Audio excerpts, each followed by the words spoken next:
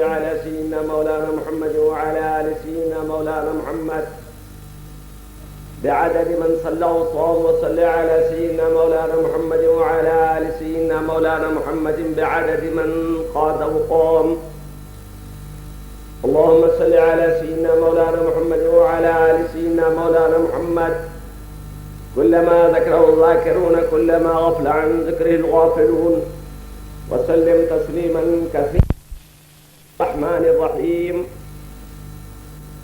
قد أفلح من تزكى وذكر اسم ربه فصلى بل تؤثرون الحياة الدنيا والآخرة خير وأبقى إن هذا لفي الصحف الأولى صحف إبراهيم وموسى. پھر اس سال کی رمضان شریف کا مبارک مہینہ عطا فرمایا اور خیر خوبی کے ساتھ روزے رہنے کے بعد عید سعید میں عیدگاہ کو حاضر ہو کر نماز ادا کرنے کا بھی موقع عطا فرما رہا ہے.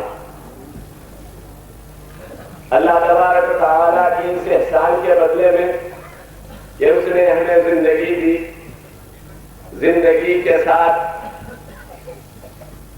اسلام کی دولت بھی دی اور اسلام کی دولت ہی سب سے بڑی دولت ہے.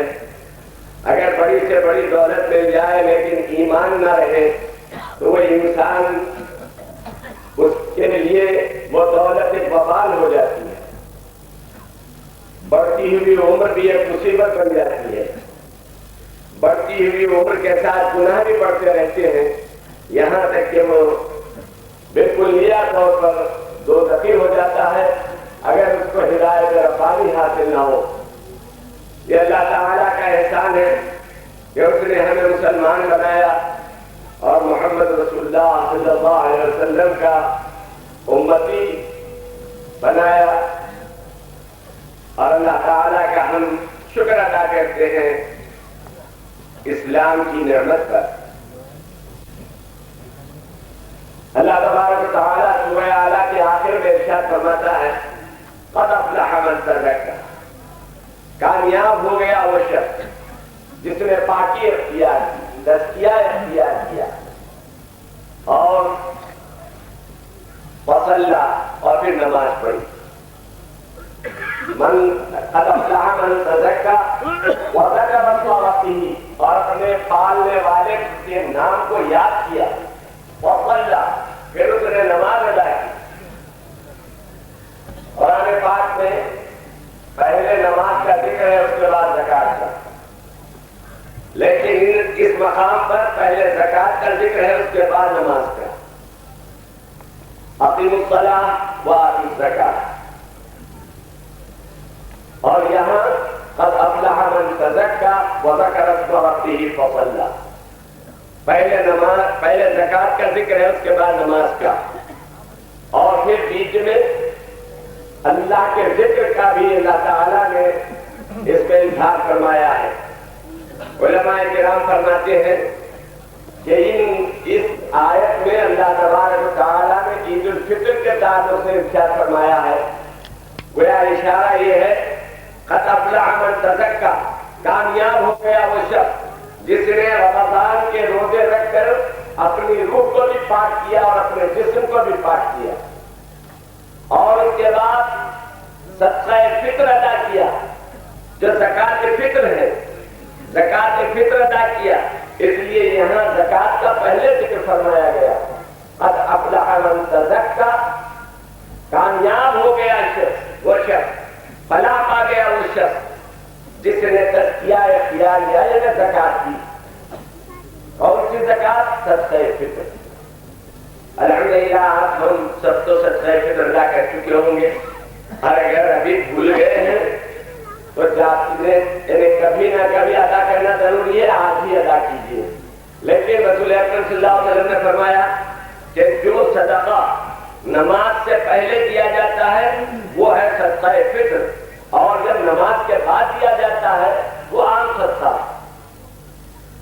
اور کہیں یہ سن کر کہ عام صدقہ ہے اب کیا گیا نا کہ خاموش بیٹھ جائیں گے کہ نہیں، آپ کا واجب ہے.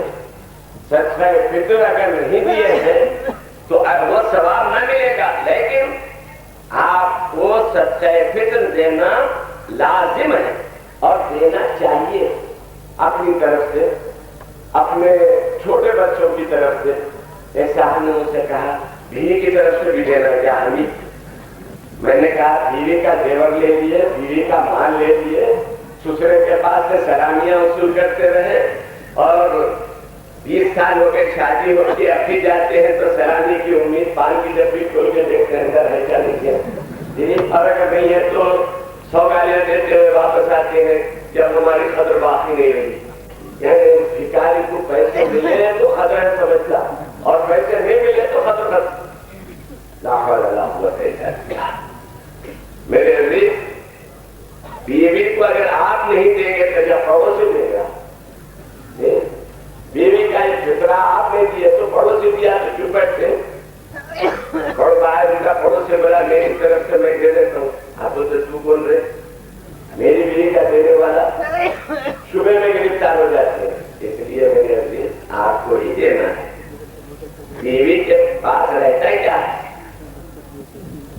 حالانکہ بازار رکھی اچھی طرح سے، بیوی جو کچھ کماتی ہے وہ بیوی کا ہے. بیوی اگر نوکری کرتی ہے تو وہ تنخواہ بیوی کی ہے، میاں کا اس پر کوئی حق نہیں ہے. اب وہ دے دے تو تھینک یو بول کر لے لینا، اور اگر نہ دے تو جبر نہیں کر سکتے آپ. اسی لیے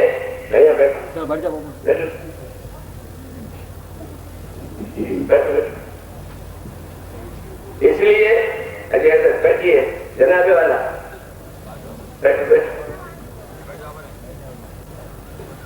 کیونکہ پتا نہیں کون صاحب ہے کیا ہے، پہلے اجازت لے لیجیے تو اچھا ہے، اور آپ سے مل کر اجازت لے لیں تو بھی اچھا ہے.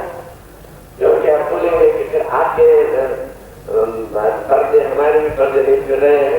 جو صاحب دینا چاہتے ہیں دارالعلوم کے لیے وہ باہر کاؤنٹر ہیں، وہاں پر انتظار ہے، وہاں پر دے دینا. تو میں عرض کر رہا تھا میرے عزیز